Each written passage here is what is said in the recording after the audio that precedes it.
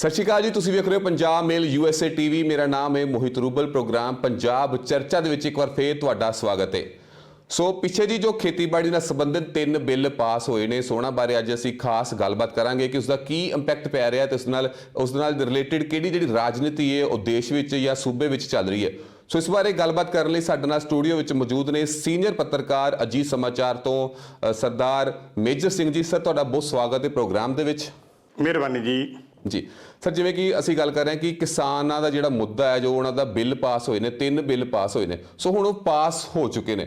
सो जिहड़ा इंपैक्ट देखण नूं मिल रहा है, किसान काफ़ी देर सड़कां ते उन्हां ने आके संघर्ष कीता है, हले भी चल रहा है। सो उस नाल की होर आउण वाले समय विच किसानां नूं या सानूं आम लोकां नूं झेलना पै सकदा है? देखो मोदी, ये हैगा कि मोदी सरकार ने ਜਿਹੜੇ 3 ਆਰਡੀਨੈਂਸ ਜਾਰੀ ਕੀਤੇ ਸੀ ਪਿਛਲੇ ਜੂਨ ਮਹੀਨੇ, ਉਹਨਾਂ ਦਿਨਾਂ ਜਦੋਂ ਹਿੰਦੁਸਤਾਨ ਸਾਰਾ ਲਾਕਡਾਊਨ ਕੀਤਾ ਹੋਇਆ ਸੀ ਕਰੋਨਾ ਮਹਾਮਾਰੀ ਕਰਕੇ, ਤਾਂ ਉਹਨਾਂ ਦਿਨਾਂ ਦੇ ਵਿੱਚ ਇਹ ਬਿੱਲ ਲਿਆਉਣੇ ਆਪਣੇ ਆਪ 'ਚ ਹੀ ਇੱਕ ਬੜਾ ਵੱਡਾ ਸਵਾਲ ਸੀ।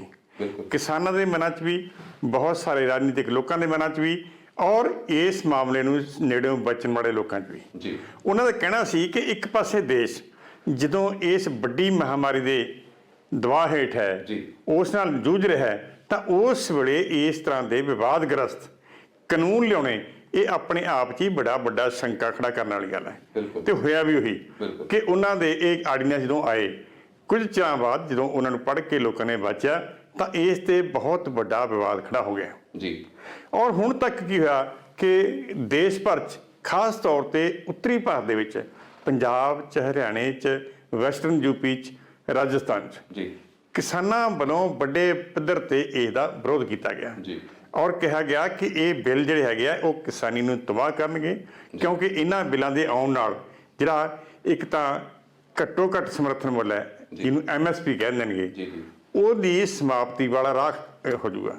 ਦੂਸਰਾ, ਜਿਹੜੀ ਇੱਕ ਮੰਡੀਕਰਨ ਦਾ ਬੜਾ ਵੱਡਾ ਇੱਥੇ ਸਿਸਟਮ ਉਸ ਰਿਹਾ ਹੈਗਾ, ਕਿਉਂਕਿ ਪ੍ਰਾਈਵੇਟ ਪਲੇਅਰਾਂ ਕੋਲ ਚਲੇਗੀ ਜਦੋਂ, ਉਹ ਆਪਣੀ ਮਰਜ਼ੀ ਨਾਲ ਖਰੀਦਣਗੇ, ਆਪਣੀ ਮਰਜ਼ੀ ਨਾਲ ਭੰਡਾਰ ਕਰਨਗੇ, ਤੇ ਕਿਸਾਨਾਂ ਲਈ ਬੜੀ ਵੱਡੀ ਸਮੱਸਿਆ ਆ ਜੂ। ਕਿਉਂਕਿ ਖਾਸ ਤੌਰ 'ਤੇ ਜਿਹੜੇ ਪੰਜਾਬ, ਹਰਿਆਣਾ ਔਰ ਸਾਡੇ ਉੱਤਰੀ ਭਾਰਤ 'ਚ ਜਾਂ ਪੂਰੇ ਹਿੰਦੁਸਤਾਨ 'ਚ ਦੇਖ ਲਈਏ, ਤਾਂ ਇੱਥੇ ਬੜੀ ਵੱਡੀ ਗਿਣਤੀ, ਯਾਨੀ 30% ਤੋਂ ਵੱਧ ਉਹ ਕਿਸਾਨ ਹੈ ਜਿਹੜੇ ਮਾਰਜਨਲ, ਮਤਲਬ ਜਿਨ੍ਹਾਂ ਕੋਲ 2, 2.5, 3 ਏਕੜ ਤੱਕ ਜ਼ਮੀਨ ਹੈਗੀ।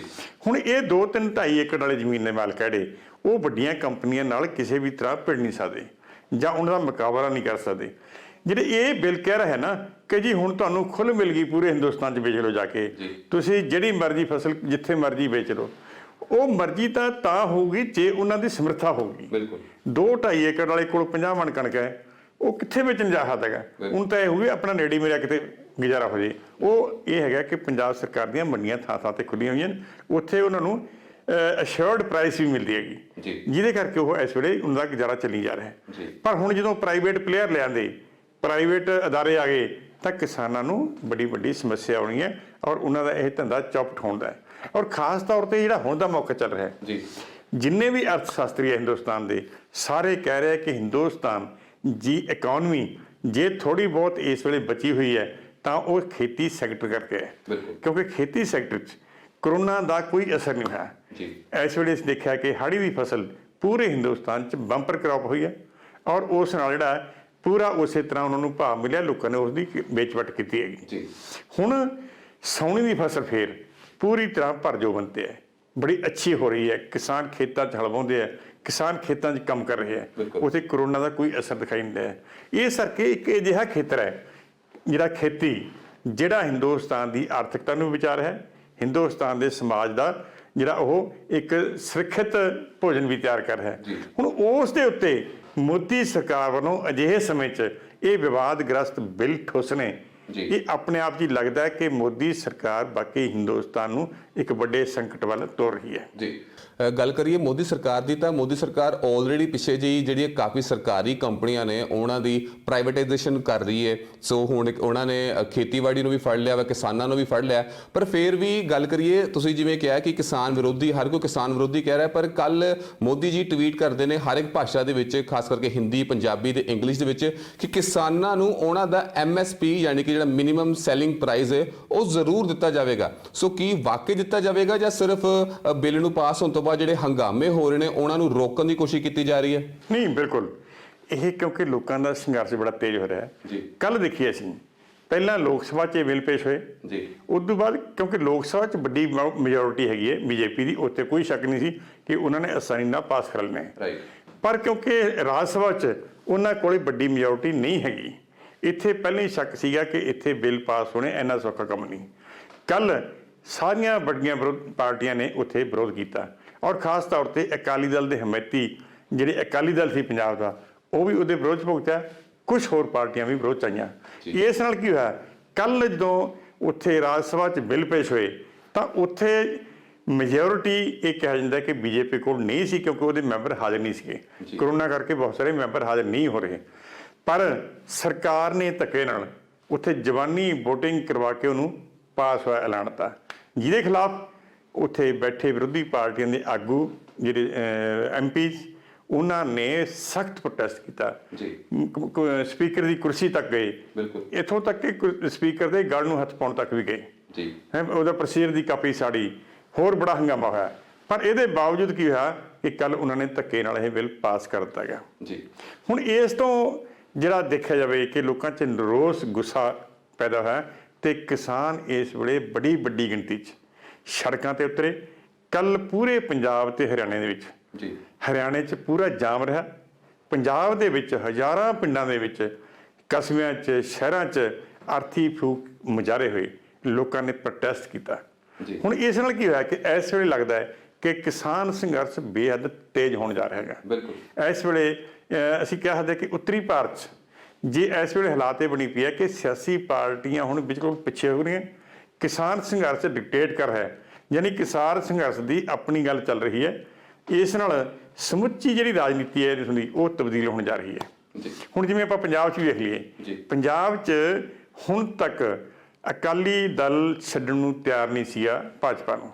ਉਹਦੇ ਨਾਲ ਕਹਿੰਦਾ ਸੀ ਸਾਡਾ 9 ਮਾਸ ਦਾ ਰਿਸ਼ਤਾ ਹੈ, ਇਹ ਸਾਡਾ ਭਾਈਚਾਰਕ ਰਿਸ਼ਤਾ ਹੈ, ਅਸੀਂ ਇੱਥੇ ਹਿੰਦੂ ਸਿੱਖ ਭਾਈਚਾਰੇ ਨੂੰ ਕਾਇਮ ਰੱਖਣਾ ਹੈਗਾ। ਪਰ ਹੁਣ ਜਦੋਂ ਸੰਘੀ ਨੂੰ ਹੱਥ ਪਿਆ ਕਿਸਾਨਾਂ ਦੇ ਸੰਘਰਸ਼ ਵੱਲੋਂ ਤਾਂ ਉਹੀ ਅਕਾਲੀ ਦਲ ਨੂੰ ਉਹ 9 ਮਾਸ ਦਾ ਰਿਸ਼ਤਾ ਭੁੱਲਿਆ ਨਜ਼ਰ ਆ ਰਿਹਾ ਹੈਗਾ। ਹੁਣ ਕੇਂਦਰ ਸਰਕਾਰ 'ਚੋਂ ਜਿਹੜੀ ਇੱਥੇ ਇਹਨਾਂ ਦੇ ਵਜ਼ੀਰ ਸੀਗੇ ਹਰਸਿਮਰਤ ਕੌਰ ਬਾਦਲ, ਉਹ ਵੀ ਅਸਤੀਫਾ ਦੇ ਆਇਆ ਔਰ ਅਕਾਲੀ ਦਲ ਨੇ ਰਾਜ ਸਭਾ ਤੇ ਲੋਕ ਸਭਾ ਦੋਵਾਂ ਥਾਵਾਂ ਤੇ ਇਹ ਕਹਿ ਕੇ ਬਿੱਲ ਦਾ ਵਿਰੋਧ ਕੀਤਾ ਕਿ ਇਹ ਕਿਸਾਨਾਂ ਦੀ ਜਿਹੜੀ ਉਹ ਤਬਾਹੀ ਦਾ ਬਰੰਟ ਕੱਢਿਆ ਜਾ ਰਿਹਾ ਹੈਗਾ, ਇਹ ਕਿਸਾਨਾਂ ਦੀ ਤਬਾਹੀ ਦਾ ਰਾਹ ਖੋਲ੍ਹਦਾ ਹੈਗਾ। ਹੁਣ ਇਹ ਜਿਹੜਾ ਹੈਗਾ ਨਾ, ਇੱਦਾਂ ਹੀ ਪੰਜਾਬ 'ਚ ਪਹਿਲਾਂ ਬੜਾ ਸੌਫਟ ਕਾਰਨਰ ਸੀ ਕੈਪਟਨ ਅਮਰਿੰਦਰ ਸਿੰਘ ਮੋਦੀ ਸਰਕਾਰ ਪ੍ਰਤੀ, ਪਰ ਹੁਣ ਪਿਛਲੇ ਦਿਨਾਂ ਤੋਂ ਜਦੋਂ ਕਿਸਾਨ ਸੰਘਰਸ਼ ਤੇਜ਼ ਹੋਇਆ ਤਾਂ ਉਹਨੂੰ ਵੀ ਆਪਣੇ ਬਚਾ ਲਈ, ਕਿਸਾਨਾਂ ਦੀ ਹਮਦਰਦੀ ਜ਼ਾਹਰ ਕਰ ਲਈ। ਹੁਣ ਇਹ ਪੈਂਤਰ ਲੈਣਾ ਪੈ ਰਿਹਾ ਕਿ ਅਸੀਂ ਕਿਸਾਨਾਂ ਦੇ ਨਾਲ ਹਾਂ। ਪਹਿਲਾਂ ਉਹਨਾਂ ਨੇ ਇਸ ਬਿੱਲ ਦੀਆਂ ਵਿਰੋਧ ਕਰਕੇ ਵਿਧਾਨ ਸਭਾ ਦੇ ਵਿੱਚ ਇਹਦੇ ਖਿਲਾਫ ਮਤਾ ਪਾਸ ਕੀਤਾ। ਉਸ ਤੋਂ ਬਾਅਦ ਹੁਣ ਬੜਾ ਸਖਤ ਸਟੈਂਡ ਲਿਆ ਹੈ, ਬਿੱਲਾਂ ਦੇ ਖਿਲਾਫ ਕਿਹਾ ਗਿਆ ਸੀ ਕਿ ਅਸੀਂ ਕੋਰਟ 'ਚ ਜਾਵਾਂਗੇ, ਅਦਾਲਤ ਜਾਵਾਂਗੇ, ਔਰ ਕਾਂਗਰਸ ਵੀ ਇਸ ਬਿੱਲ ਦੇ ਖਿਲਾਫ ਮੁਜ਼ਾਹਰੇ ਕਰਨ ਉਤਰੀ ਹੋਈ ਹੈ। ਹਾਂਜੀ, ਇਸੇ ਤਰ੍ਹਾਂ ਹੀ ਆਮ ਆਦਮੀ ਪਾਰਟੀ ਹੁਣ ਇਹ ਤੋਂ ਲੱਗਾ ਕਿ ਹੁਣ ਇਸ ਵੇਲੇ ਭਾਵੇਂ ਕਾਂਗਰਸ ਹੈ, ਅਕਾਲੀ ਦਲ ਹੈ ਜਾਂ ਆਮ ਆਦਮੀ ਪਾਰਟੀ ਹੈ, ਉਹਨਾਂ ਦੀਆਂ ਸਾਰੀਆਂ ਨੀਤੀਆਂ, ਉਹਨਾਂ ਦੇ ਫੈਸਲੇ ਇਹ ਕਿਸਾਨ ਸੰਘਰਸ਼ ਤੋਂ ਤੈਅ ਹੋ ਰਹੇ ਹੈਗੇ। ਹੁਣ ਇਸ ਨਾਲ ਲੱਗਦਾ ਕਿ ਇਸ ਖਿੱਤੇ ਦੇ ਵਿੱਚ ਜਿਹੜਾ ਇੱਕ ਬੜੇ ਸਾਲਾਂ ਬਾਅਦ ਦੇਖ ਰਿਹਾ ਸੀ ਕਿ ਬਹੁਤ ਵੱਡੇ ਉੱਚੇ ਪੱਧਰ ਤੇ ਕਿਸਾਨ ਸੰਘਰਸ਼ ਤੇਜ਼ ਹੋਣ ਜਾ ਰਿਹਾ ਹੈ। ਉਹਦੇ 'ਚ ਇੱਕ ਨਵਾਂ ਫੈਕਟਰ ਹੁਣ ਹੋਏਗਾ, ਉਹ ਕੀ ਹੈ ਕਿ ਪੰਜਾਬ ਦੇ ਵਿੱਚ ਇਸ ਵੇਲੇ ਘੱਟੋ ਘੱਟ 2.5 ਦਰਜਨ ਯਾਨੀ 30 ਦੇ ਕਰੀਬ ਵੱਖ-ਵੱਖ ਕਿਸਾਨ ਸੰਗਠਨ ਹੈਗੇ, ਕਿਸਾਨ ਜਥੇਬੰਦੀਆਂ ਨੇ। ਹੁਣ ਤੱਕ ਉਹ ਵੱਖ-ਵੱਖ ਗਰੁੱਪ ਬਣਾ ਕੇ ਸੱਦੇ ਦਿੰਦੇ ਹੈ, ਕਦੇ ਇੱਕ ਗਰੁੱਪ ਸੱਦਾ ਦਿੰਦਾ ਸੀ ਕਿਸੇ ਚੀਜ਼ ਦਾ, ਮੁਜ਼ਾਹਰੇ ਕਰਨ ਦਾ, ਅਰਥੀ ਫੂਕਣ ਦਾ ਜਾਂ ਬੰਦ ਕਰਨ ਦਾ, ਫਿਰ ਕਦੀ ਦੂਜਾ। ਹੁਣ ਕਿਸਾਨ ਸੰਘਰਸ਼ ਦਾ ਆਪਣਾ ਇੱਕ ਇਹ ਦਬਾਅ ਵੀ ਪਿਆ ਕਿ ਸਾਰੇ ਇਕੱਠੇ ਹੋ। ਕਿਸਾਨ ਕਹਿਣ ਲੱਗੇ ਵੀ ਜੇ ਤੁਸੀਂ ਕਿਸਾਨਾਂ ਦੇ ਹਮਾਇਤੀ ਹੋ, ਕਿਸਾਨਾਂ ਦੀ ਅਗਵਾਈ ਕਰਨੀ ਹੋ, ਕਿਸਾਨਾਂ ਦੇ ਹੱਕ 'ਚ ਖੜ ਕੇ ਉਹਨਾਂ ਦੇ ਭਲੇ ਦੇ ਕੰਮ ਕਰਵਾਉਣੇ ਆ, ਤਾਂ ਫਿਰ ਸਾਰੇ ਇੱਕ ਹੋ। ਹੁਣ 2 ਦਿਨ ਪਹਿਲਾਂ ਮੋਗਾ 'ਚ ਕਿਸਾਨਾਂ ਦੀ ਇੱਕ ਵੱਡੀ ਮੀਟਿੰਗ ਹੋਈ ਸਾਰਿਆਂ ਦੀ, ਉਹ ਸਾਰੀਆਂ ਜਥੇਬੰਦੀਆਂ ਪੰਜਾਬ ਦੀਆਂ ਜਿੰਨੇ ਵੀ ਸੀ, ਭਾਵੇਂ ਉਹ ਕਮਿਊਨਿਸਟਾਂ ਨਾਲ, ਭਾਵੇਂ ਆਜ਼ਾਦ ਹੈ, ਭਾਰਤੀ ਕਿਸਾਨ ਯੂਨੀਅਨ ਹੈ, ਭਾਵੇਂ ਕਿਸੇ ਨਾਲ ਸੰਬੰਧਤ ਹੈ, ਉਹ ਸਾਰਿਆਂ ਨੇ ਇਕੱਠੇ ਹੋ ਕੇ ਇੱਕ ਆਵਾਜ਼ ਕਿਹਾ ਕਿ ਅਸੀਂ ਖੇਤੀ ਬਿੱਲਾਂ ਦੇ ਖਿਲਾਫ ਜਾਨਮਾਰ ਦੀ ਲੜਾਈ ਲੜਾਂਗੇ, ਜਾਂ ਕਿਹਾ ਕਿ ਆਰ-ਪਾਰ ਦੀ ਲੜਾਈ ਲੜਾਂਗੇ। ਇੱਦਾਂ ਹੀ ਹਰਿਆਣੇ 'ਚ ਸਾਰੀਆਂ, ਵੈਸਟਰਨ ਯੂਪੀ 'ਚ ਉੱਥੇ ਮਹਿੰਦਰ ਸਿੰਘ ਟਿਕਾਇਤ ਬੜੇ ਉੱਘੇ ਲੀਡਰ ਨੇ ਉੱਥੇ ਕਿਸਾਨਾਂ ਦੇ ਬੜੇ ਲੰਬੇ ਸਮੇਂ ਤੋਂ, ਉਹਨਾਂ ਨੇ ਵੀ ਕੱਲ੍ਹ ਕਹਿਤਾ ਕਿ ਅਸੀਂ ਪੂਰੇ ਖਿੱਤੇ 'ਚ ਸਾਰੇ ਕਿਸਾਨ ਜਥੇਬੰਦੀਆਂ ਇਕੱਠੇ ਹੋ ਕੇ ਲੜਾਂਗੇ। ਇਹਦੇ ਲਈ ਇੱਕ ਆਲ ਇੰਡੀਆ ਲੈਵਲ ਤੇ ਕਿਸਾਨ ਸੰਘਰਸ਼ ਤਾਲਮੇਲ ਕਮੇਟੀ ਬਣੀ ਹੋਈ ਹੈ। ਉਹਦੇ 'ਚ ਵੱਖ-ਵੱਖ 250 ਦੇ ਕਰੀਬ ਕਿਸਾਨ ਜਥੇਬੰਦੀਆਂ ਸ਼ਾਮਲ ਨੇ।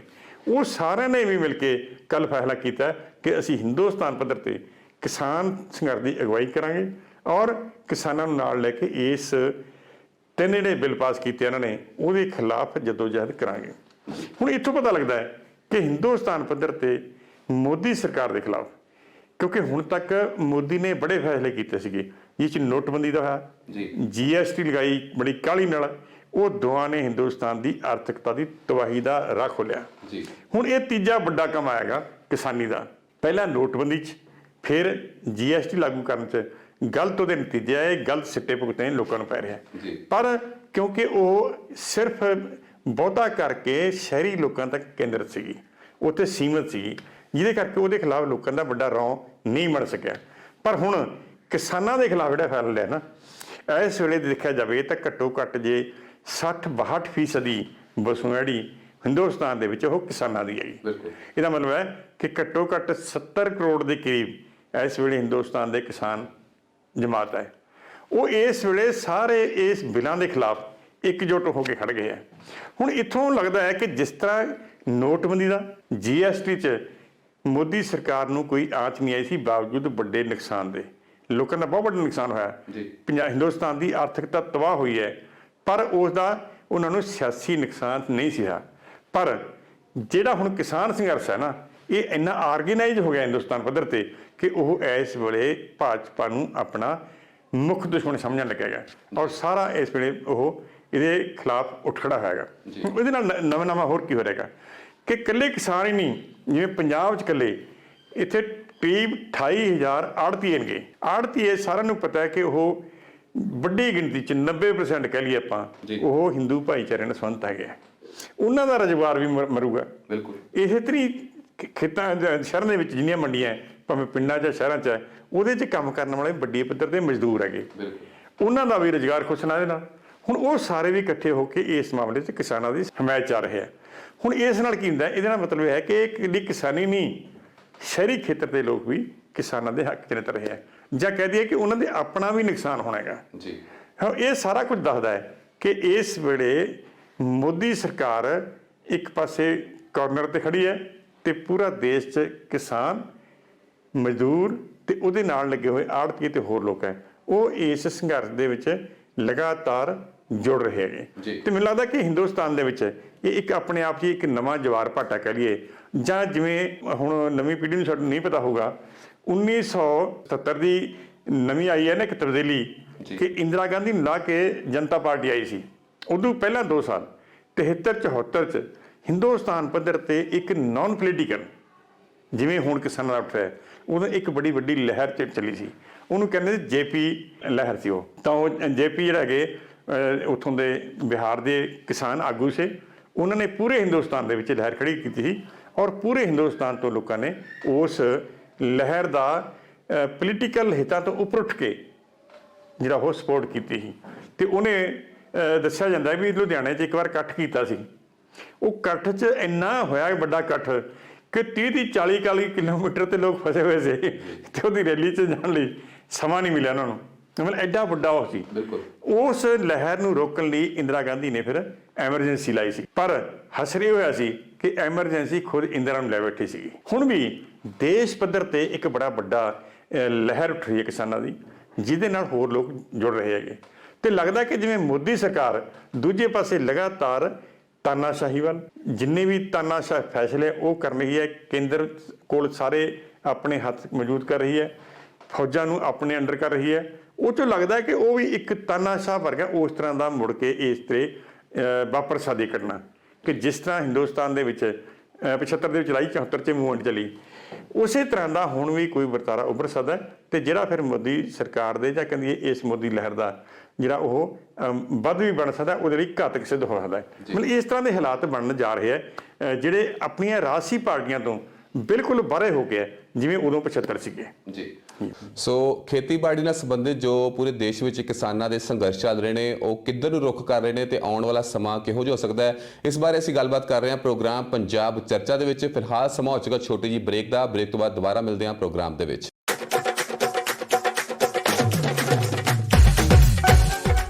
ਸਤਿ ਸ਼੍ਰੀ ਅਕਾਲ ਜੀ, ਮੈਂ ਤੁਹਾਡਾ ਆਪਣਾ ਨਛੱਤਰ ਗਿੱਲ ਤੇ ਤੁਸੀਂ ਵੇਖ ਰਹੇ ਹੋ ਪੰਜਾਬ ਮੇਲ ਟੀਵੀ ਚੈਨਲ।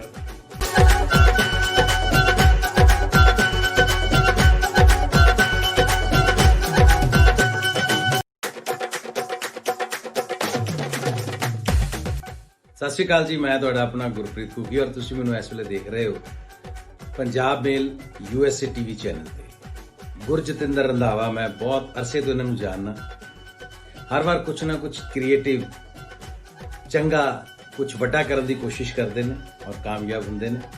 ਸੋ ਇਸ ਵਾਰ ਇੱਕ ਬੜੇ ਹੀ ਵਿਸ਼ਾਲ ਚੈਨਲ ਦੇ ਨਾਲ ਤੁਹਾਡੇ ਰੂਬਰੂ ਹੋਏ ਨੇ, ਪੰਜਾਬ ਮੇਲ USA ਟੀਵੀ ਚੈਨਲ, ਜਿਹਦੇ ਵਿੱਚ ਨਿਊਜ਼ ਤੋਂ ਇਲਾਵਾ ਐਂਟਰਟੇਨਮੈਂਟ, ਪੰਜਾਬੀ ਕਲਚਰ ਦੀਆਂ ਗੱਲਾਂ, ਤੁਹਾਡੀ ਰੂਹ ਨਾਲ ਜੁੜੀਆਂ ਗੱਲਾਂ, ਹਰ ਤਰ੍ਹਾਂ ਦਾ ਪੰਜਾਬੀ ਐਂਟਰਟੇਨਮੈਂਟ ਤੁਹਾਨੂੰ ਇਹਦੇ ਵਿੱਚ ਦੇਖਣ ਸੁਣਨ ਨੂੰ ਮਿਲੇਗਾ। ਸੋ ਮੇਰੀਆਂ ਦਿਲੀ ਸ਼ੁਭ ਇੱਛਾਵਾਂ ਨੇ ਕਿ ਚੈਨਲ ਸੰਸਾਰ ਭਰ ਵਿੱਚ ਆਪਣਾ ਔਰ ਪੰਜਾਬੀ ਜ਼ਬਾਨ ਦਾ ਨਾਮ ਰੌਸ਼ਨ ਕਰੇ। ਆਲ ਦਾ ਵੈਰੀ ਬੈਸਟ, ਪੰਜਾਬ ਮੇਲ USA ਟੀਵੀ ਚੈਨਲ। ਬ੍ਰੇਕ ਤੋਂ ਬਾਅਦ ਸਵਾਗਤ ਹੈ ਪ੍ਰੋਗਰਾਮ ਪੰਜਾਬ ਚਰਚਾ ਦੇ ਵਿੱਚ। ਸਰ, ਜਿਵੇਂ ਤੁਸੀਂ ਹੁਣੇ ਪਹਿਲਾਂ ਗੱਲਬਾਤ ਕੀਤੀ ਕਿ ਹਰਸਿਮਰਤ ਕੌਰ ਬਾਦਲ ਨੂੰ ਆਪਣਾ ਅਸਤੀਫਾ ਦੇਣਾ ਪਿਆ, ਪਰ ਬਾਵਜੂਦ ਇਸ ਦੇ ਕੈਪਟਨ ਅਮਰਿੰਦਰ ਸਿੰਘ ਵੱਲੋਂ ਉਹਨਾਂ ਤੇ ਇਲਜ਼ਾਮ ਲੱਗ ਰਹੇ ਨੇ ਕਿ ਹਾਂ ਵੀ ਉਹਨਾਂ ਨੇ ਡਰਾਮਾ ਕੀਤਾ, ਇੱਕ ਸਿਆਸੀ ਖੇਡ ਖੇਡੀ ਉਹਨਾਂ ਨੇ, ਤਾਂ ਜੋ ਜਿਹੜੇ ਆਉਣ ਵਾਲੇ ਇਲੈਕਸ਼ਨਸ ਨੇ ਉਹਨਾਂ ਵਿੱਚੋਂ ਕਿਸਾਨਾਂ ਦਾ ਜਿਹੜੀ ਹਮਦਰਦੀ ਹੈ ਉਹਨਾਂ ਨੂੰ ਮਿਲ ਸਕੇ। ਸੋ ਤੁਹਾਡਾ ਕੀ ਕਹਿਣਾ ਇਸ ਬਾਰੇ? ਦੇਖੋ ਮੋਦੀ ਜੀ, ਗੱਲ ਇਹ ਹੈ ਕਿ ਇਹ 'ਚ ਕੋਈ ਸ਼ੱਕ ਨਹੀਂ, ਜਿਵੇਂ ਆਪਾਂ ਪਹਿਲਾਂ ਵੀ ਗੱਲ ਕਰ ਰਹੇ ਸੀ ਕਿ ਇਸ ਵੇਲੇ ਕਿਸਾਨ ਸੰਘਰਸ਼ ਜੀ ਇੰਨਾ ਤੇਜ਼ ਹੋ ਚੁੱਕਿਆ ਹੈ, ਇੰਨਾ ਵਿਆਪਕ ਰੂਪ ਧਾਰ ਲਿਆ ਨੇ ਕਿ ਇਸ ਵੇਲੇ ਪਿੰਡ ਤੁਸੀਂ ਦੇਖਿਆ ਹੋ ਕਿ ਇਦੋਂ ਪਹਿਲਾਂ ਹੁੰਦਾ ਸੀਗਾ ਕਿ ਭਾਵੇਂ ਕਿਸਾਨ ਹੋਣ, ਮੁਲਾਜ਼ਮ ਹੋਣ, ਕੋਈ ਵੀ ਜਿੱਥੇ ਹੁੰਦੇ ਹੋਣ, ਉਹ ਬਹੁਤ ਵੱਡੇ ਪਿੰਡਾਂ ਜਾਂ ਕਸਬਿਆਂ 'ਚ ਜਾਂ ਸ਼ਹਿਰਾਂ 'ਚ ਕੰਮ ਕਰਦੇ ਹੁੰਦੇ ਸੀਗੇ। ਹੁਣ ਕੀ ਹੈ, ਹੁਣ ਕਰੋਨਾ ਤੋਂ ਬਚਣ ਲਈ ਔਰ ਇਹਦੇ 'ਤੇ ਲੱਗੇ ਕਾਨੂੰਨ ਜਿਹੜੇ ਉਹ ਤੋਂ ਬਚਣ ਲਈ ਕਿਸਾਨਾਂ ਨੇ ਇੱਕ ਨਵਾਂ ਰੂਪ ਅਖਤਿਆਰ ਕਰ ਲਿਆ। ਕੋਈ ਪਿੰਡ ਰੈਲੀਆਂ ਕਰ ਰਿਹਾ, ਪਿੰਡ ਅਰਥੀ ਮੁਜ਼ਾਹਰੇ ਕਰ ਰਿਹਾ, ਮੁਜ਼ਾਹਰੇ ਕਰ ਰਿਹਾ ਤੇ ਪਿੰਡਾਂ 'ਚ ਰੋਸ ਪ੍ਰਗਟ ਕਰ ਰਿਹਾ ਬੜੇ ਵੱਡੇ ਪੱਧਰ ਤੇ, ਔਰ ਫਿਰ ਮੁੜ ਕੇ ਉਹ ਸ਼ਹਿਰਾਂ 'ਚ ਆ ਰਹੇ ਹੈ। ਹੁਣ ਜਿਹੜਾ ਇਹ ਹੈ ਨਾ ਵੀ ਇਹਦਾ ਮਤਲਬ ਇੰਨਾ ਵਿਆਪਕ ਇਹਨੇ ਅਸਰ ਪਾਇਆ ਕਿ ਹੁਣ ਪਿੰਡ 'ਚ, ਕਿਉਂਕਿ ਦੇਖੋ ਜਦੋਂ ਪਿੰਡ 'ਚ ਕੋਈ ਸ਼ਹਿਰ 'ਚ ਆਉਂਦਾ ਨਾ ਤਾਂ 10-20 ਬੰਦੇ ਆਖਦੇ ਆ, ਪਰ ਪਿੰਡ 'ਚ ਉੱਥੇ 300 ਬੰਦਾ ਇਕੱਠਾ ਹੋ ਜਾਂਦਾ ਹੈਗਾ। ਇਹ ਉਸ ਨਾਲ ਕੀ ਹੁੰਦਾ, ਇਹਦਾ ਮਤਲਬ ਇੱਕ ਤਾਂ ਇਸ ਮੂਵਮੈਂਟ ਦਾ, ਇਸ ਲਹਿਰ ਦਾ ਘੇਰਾ ਬਹੁਤ ਵਿਸ਼ਾਲ ਹੋ ਰਿਹਾ ਹੈਗਾ। ਹਰ ਪਿੰਡ ਜਦੋਂ ਇਸ ਤਰ੍ਹਾਂ ਹੁੰਦਾ, ਜਿਵੇਂ ਕੱਲ੍ਹ ਹੋਇਆ ਕਿ ਸਾਡੇ 13,000 ਦੇ ਕਰੀਬ ਪਿੰਡ ਹੈ, 12,000 ਕੁਛ, ਤਾਂ ਉਹਨਾਂ 'ਚੋਂ ਕਿਹਾ ਜਾਂਦਾ ਵੀ ਘੱਟੋ ਘੱਟ 6-7,000 ਪਿੰਡਾਂ ਦੇ ਵਿੱਚ ਇਹ ਮੁਜ਼ਾਹਰੇ, ਰੈਲੀਆਂ, ਇਕੱਠ ਹੋਇਆ ਹੈ। ਅਤੇ ਇਹਦਾ ਮਤਲਬ ਬਹੁਤ ਵੱਡੀ ਵਿਆਪਕ ਦੀ ਮਾਰ ਹੈਗੀ। ਹੁਣ ਜਿਹੜੀ ਇਹ ਵਿਆਪਕ ਮਾਰ ਹੈ ਨਾ, ਹੁਣ ਇਹਦਾ ਅਸਰ ਪੈ ਰਿਹਾ ਸਿਆਸੀ ਪਾਰਟੀਆਂ ਨੇ। ਇਸ ਗੱਲ ਕੀਤੀ ਹੁਣ ਜਿਹੜਾ ਇਹ ਹਰਸਿਮਰਤ ਕੌਰ ਬਾਦਲ ਦਾ ਅਸਤੀਫਾ ਹੈ ਨਾ, ਜਾਂ ਅਕਾਲੀ ਦਲ ਦਾ ਕੇਂਦਰ ਸਰਕਾਰ ਤੋਂ ਵੱਖ ਹੋਣਾ ਹੈਗਾ, ਬਿੱਲਾਂ ਦਾ ਵਿਰੋਧ ਕਰਨਾ ਹੈ, ਇਹ 'ਚ ਕੋਈ ਸ਼ੱਕ ਨਹੀਂ ਕਿ ਕਿਸਾਨ ਸੰਘਰਸ਼ ਦੀ ਬੜੀ ਵੱਡੀ ਜਿੱਤ ਹੈ। ਇਹ ਕਿਸਾਨਾਂ ਦੇ ਸੰਘਰਸ਼ ਦੇ ਦਬਾਅ ਨਾਲ ਹੋਏਗਾ। ਹੁਣ ਇਹ ਬਿਲਕੁਲ ਠੀਕ ਹੈ ਕਿ ਜਿਹੜੀਆਂ ਪਾਲਿਸੀਆਂ ਘੜਨਾ ਦਾ ਉਹਨਾਂ ਨੇ ਪਹਿਲਾਂ ਅਪਣਾਈਆਂ ਆਪਣੇ ਲੋੜਾਂ ਮੁਤਾਬਕ ਅਕਾਲੀ ਦਲ ਨੇ, ਪਰ ਹੁਣ ਕੀ ਹੈ, ਹੁਣ ਕਿਸਾਨਾਂ ਨੇ ਆਪਣੇ ਪੱਖ ਭੁਗਤਣ ਲਈ ਮੌਜੂਦ ਕੀਤਾ ਹੈਗਾ। ਇਹ ਬਿਲਕੁਲ ਆਪਣੇ ਆਪ 'ਚ ਇੱਕ ਬੜੀ ਵੱਡੀ ਜਿੱਤ ਹੈ। ਅਤੇ ਜਿਹੜੀਆਂ ਸਿਆਸੀ ਪਾਰਟੀਆਂ ਨਾ ਇਸ ਵੇਲੇ, ਭਾਵੇਂ ਅਕਾਲੀ ਦਲ ਹੈ, ਕਾਂਗਰਸ ਹੈ, ਆਮ ਆਦਮੀ ਪਾਰਟੀ ਹੈ, ਜਾਂ ਕੁਛ ਹੋਰ ਛੋਟੀਆਂ ਪਾਰਟੀਆਂ, ਕਮਿਊਨਿਸਟ ਪਾਰਟੀਆਂ, ਹੁਣ ਉਹ ਕੀ ਹੈ, ਉਹ ਇਸ ਵੇਲੇ ਕਿਸਾਨ ਮੁੱਦਿਆਂ 'ਤੇ ਨਹੀਂ ਲੜ ਰਹੀਆਂ, ਉਹ ਅੱਜ ਕੱਲ੍ਹ ਇੱਕ ਦੂਜੇ ਦੇ ਖਿਲਾਫ ਲੜ ਰਹੀਆਂ। ਬਿਲਕੁਲ 2022 ਉਹ ਕੈਪਟਨ ਕਹਿ ਰਿਹਾ ਹਰਸਿਮਰਤ ਨੇ ਡਰਾਮਾ ਕੀਤਾ, ਉਹ ਲੋਕਾਂ ਦੀ ਹਮਦਰਦੀ ਜਿੱਤਣਾ ਚਾਹੁੰਦੀਆਂ ਨੇ। ਉਹ ਕਹਿੰਦੇ ਕਿ ਕੈਪਟਨ ਡਰਾਮੇ ਕਰ ਰਿਹਾ ਹੈ। ਕੈਪਟਨ ਨੇ ਆਪ 2017 'ਚ ਇਸੇ ਤਰ੍ਹਾਂ ਦਾ ਪੰਜਾਬ ਮੰਡੀਕਰਨ ਐਕਟ ਸੋਧਿਆ ਹੈਗਾ, ਹਾਂਜੀ, ਅਤੇ ਕਾਂਗਰਸੀ ਕਹਿ ਰਿਹਾ ਕਿ ਨਹੀਂ, ਬਾਦਲ ਸਰਕਾਰ ਨੇ ਪਹਿਲਾਂ ਇਸ ਤਰ੍ਹਾਂ ਦੇ ਕਾਨੂੰਨ ਬਣਾ ਦਿੱਤੇ ਸੀਗੇ। ਇਸੇ ਤਰ੍ਹਾਂ ਹੀ ਆਮ ਆਦਮੀ ਪਾਰਟੀ, ਉਹ ਅਕਾਲੀ ਦਲ ਤੇ BJP ਕਾਂਗਰਸ ਦੋਹਾਂ ਦੇ ਖਿਲਾਫ ਬੋਲ ਰਹੀ ਹੈ। ਹੁਣ ਇਹ 'ਚ ਕੀ ਹੋ ਰਿਹਾ ਹੈ ਕਿ ਇਹ ਸਿਆਸੀ ਪਾਰਟੀਆਂ ਬਜਾਏ ਕਿਸਾਨਾਂ ਦੇ ਹੱਕ 'ਚ ਭੁਗਤਣ ਦੇ, ਉਹਨਾਂ ਦੀ ਲੜਾਈ ਲੜਨ ਦੇ, ਸਗੋਂ ਇਹ ਆਪਣੀ ਸਿਆਸੀ ਲੜਾਈ ਲੜ ਰਹੀਆਂ ਹਨ। ਇਸ ਕਰਕੇ ਇਹਨਾਂ ਦੇ ਅਜੇ ਪੈਰ ਨਹੀਂ ਲੱਗ ਰਹੇ, ਕਿਸਾਨ ਮਜ਼ਬੂਤ ਹੋ ਰਹੇ ਹੈਗੇ। ਅਤੇ ਇਹ ਵੀ ਹੋ ਸਕਦਾ ਜਿਵੇਂ ਦਿੱਲੀ ਦੀ ਜਿਹੜੀ 2011 'ਚ ਭ੍ਰਿਸ਼ਟਾਚਾਰ ਵਿਰੋਧੀ ਇੱਕ ਲਹਿਰ ਉੱਠੀ ਸੀਗੀ ਜੀ, ਉਸ ਤੋਂ ਜਿਸ ਤਰ੍ਹਾਂ ਕੇਜਰੀਵਾਲ ਦੀ ਆਮ ਆਦਮੀ ਪਾਰਟੀ ਨਿਕਲੀ ਹੈ, ਅਤੇ ਪੰਜਾਬ ਜਾਂ ਪੂਰੇ ਉੱਤਰੀ ਭਾਰਤ ਵੀ ਇਸ ਤਰ੍ਹਾਂ ਦਾ ਕੋਈ ਵਰਤਾਰਾ ਉੱਭਰ ਸਕਦਾ ਹੈ ਕਿ ਜਿਸ ਤਰ੍ਹਾਂ ਦੀਆਂ ਹੁਣ ਸਾਰੀਆਂ ਪਾਰਟੀਆਂ ਨੈਗਲੈਕਟ ਕੀਤੀਆਂ ਹੋਈਆਂ ਲੋਕਾਂ ਨੇ, ਉਹ 'ਚੋਂ ਜਿੰਨੇ ਕਿਸਾਨ ਆਗੂ ਉੱਭਰ ਰਹੇ ਹੈ, ਮਜ਼ਦੂਰ ਸੈਕਸ਼ਨ ਉਹਨਾਂ ਨਾਲ ਜੁੜ ਰਹੇ ਹੈ, ਵਪਾਰੀ ਸੈਕਸ਼ਨ ਆ ਰਹੇ ਹੈ, ਆੜਤੀ ਆ ਰਿਹਾ ਉਹ ਚੋਂ ਇਹ ਸੈਕਸ਼ਨ ਉੱਠ ਕੇ ਕੋਈ ਨਾ ਕੋਈ ਨਵਾਂ ਇਹਨਾਂ ਚੋਂ ਲੀਡਰਸ਼ਿਪ ਉੱਭਰੇ ਤੇ ਉਹ ਇੱਕ ਨਵੀਂ ਰਾਜਸੀ ਪਾਰਟੀ ਬਣਾ ਲੇ। ਇਸ ਤਰ੍ਹਾਂ ਦਾ ਮਾਹੌਲ ਵੀ ਮਤਲਬ ਚਿਤਵਿਆ ਜਾਹਦ ਹੈ ਜਾਂ ਪਿਛਲੇ ਇਤਿਹਾਸ 'ਚ ਅਸੀਂ ਦੇਖਿਆ ਹੁੰਦਾ ਰਹੇਗਾ। ਜੇਪੀ ਲਹਿਰ ਵੇਲੇ ਵੀ ਉਦੋਂ ਹਾਲਾਂਕਿ ਭਾਰਤੀ ਜਨਤਾ ਪਾਰਟੀ ਨਹੀਂ ਸੀ, ਉਦੋਂ ਜਨਸੰਘ ਹੁੰਦੀ ਸੀਗੀ ਜੀ, ਪਰ ਜਨਸੰਘ ਨੂੰ ਤੋੜ ਕੇ ਉਦੋਂ ਜਨਤਾ ਪਾਰਟੀ ਬਣਾਈ ਗਈ ਸੀ, ਜਿਸ 'ਚ ਕਾਂਗਰਸ ਚੋਂ ਨਿਕਲ ਕੇ ਬਹੁਤ ਸਾਰੇ ਆਗੂ ਗਏ ਸ਼ਾਮਲ ਹੋਏ, ਜਨਸੰਘ ਵੀ ਸ਼ਾਮਲ ਹੋਈ, ਬਾਕੀ ਬਹੁਤ ਸਾਰੇ ਚਰਨ ਸਿੰਘ ਵਗੈਰਾ ਕਿੰਨੇ ਹੋਰ ਆਗੂ ਜਿਹੜੇ ਜਾਂ ਈਵਨ ਫਰਨਾਂਡੇਜ਼ ਵਰਗੇ ਸਮਾਜਵਾਦੀ ਆਗੂ ਜਿਹੜੇ, ਮੁਲਾਇਮ ਸਿੰਘ ਯਾਦਵ ਵਰਗੇ, ਉਹ ਵੀ ਉਸ ਜਨਤਾ ਪਾਰਟੀ 'ਚ ਸ਼ਾਮਲ ਹੋਏ ਸੀ ਜਿਹੜੀ ਅੱਜ ਕੱਲ੍ਹ ਬੀਜੇਪੀ ਕਹੀ ਜਾਂਦੀ ਹੈ। ਇਹ ਜਨਸੰਘ ਦਾ ਰੂਪ ਨਹੀਂ ਸੀ ਇਕੱਲਾ ਉਦੋਂ ਸਾਰੀਆਂ ਪਾਰਟੀਆਂ ਨੇ ਰਲ ਕੇ ਬਣਾਈ ਸੀ। ਔਰ ਉਹਦੇ 'ਚ ਬਾਅਦ ਕੀ ਹੋਇਆ, ਉਹ ਫਿਰ 2 ਸਾਲ ਬਾਅਦ ਦਫੇੜ ਪੈ ਗਈ, ਉਹ 'ਚ ਫਿਰ ਸਮਾਜਵਾਦੀ ਵੱਖਰੇ ਹੋ ਗਏ, ਮੁਲਾਇਮ ਸਿੰਘ ਯਾਦਵ ਵੱਖਰੇ ਹੋ ਗਏ, ਦੂਸਰੇ ਵੱਖਰੇ ਹੋ ਗਏ। ਉਹ ਫਿਰ ਜਨਸੰਘ ਸੀ ਜਿਹੜੀ ਉਹ ਮੁੜ ਕੇ ਬੀਜੇਪੀ ਦਾ ਰੂਪ ਅਖਤਿਆਰ ਕਰੀ, ਭਾਰਤੀ ਜਨਤਾ ਪਾਰਟੀ ਦਾ। ਹੁਣ ਅੱਜ ਵੀ ਹਾਲਾਤ ਇਹੋ ਜਿਹੇ ਬਣਦੇ ਜਾ ਰਹੇ ਹੈ ਕਿ ਇਹ ਸਾਰੀਆਂ ਪਾਰਟੀਆਂ ਨੈਗਲੈਕਟ ਹੋ ਰਹੀਆਂ ਨੇ। ਇਹਨਾਂ 'ਚੋਂ ਕੋਈ ਨਾ ਕੋਈ ਇਹੋ ਜਿਹਾ ਇਹ ਸੰਘਰਸ਼ 'ਚੋਂ ਜਿਹੜਾ ਇਸ ਵੇਲੇ ਕਿਸਾਨਾਂ ਦਾ ਤੇ ਹੋਰ ਸਾਰੇ ਲੋਕਾਂ ਨਾਲ ਮਿਲ ਕੇ ਚੱਲ ਰਿਹਾ, ਉਹ 'ਚੋਂ ਕੋਈ ਨਾ ਕੋਈ ਰਾਜਨੀਤਿਕ ਰੂਪ ਵੀ ਨਿਕਲ ਸਕਦਾ ਹੈਗਾ, ਜਿਹੜਾ ਇੱਥੇ ਉਹ ਜਿਸ ਤਰ੍ਹਾਂ 1977 ਦੇ ਵਿੱਚ ਜਨਤਾ ਪਾਰਟੀ ਭਾਰਤੀ ਜਨਤਾ ਪਾਰਟੀ ਦਾ ਜਨਮ ਹੋਇਆ ਸੀ, ਇਸ ਤਰ੍ਹਾਂ ਇੱਕ ਨਵੀਂ ਕੋਈ ਰਾਜਸੀ ਤਾਕਤ ਦਾ ਜਨਮ ਵੀ ਹੋ ਸਕਦਾ ਹੈਗਾ।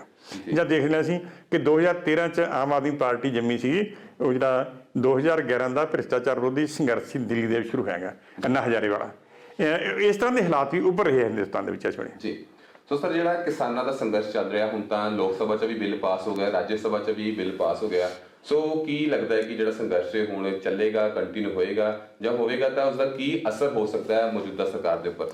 ਦੇਖੋ ਇਸ ਤਰ੍ਹਾਂ ਹੈਗਾ ਕਿ ਹੁਣ ਇਹ ਕੋਈ ਸ਼ੱਕ ਨਹੀਂ, ਤਿੰਨੇ ਬਿੱਲ 2 ਪਾਸ ਕਰ ਦਿੱਤੇ ਗਏ, ਤੀਜਾ ਅੱਜ ਜਾਂ ਕੱਲ੍ਹ ਹੋ ਜਾਣਾ ਹੈਗਾ।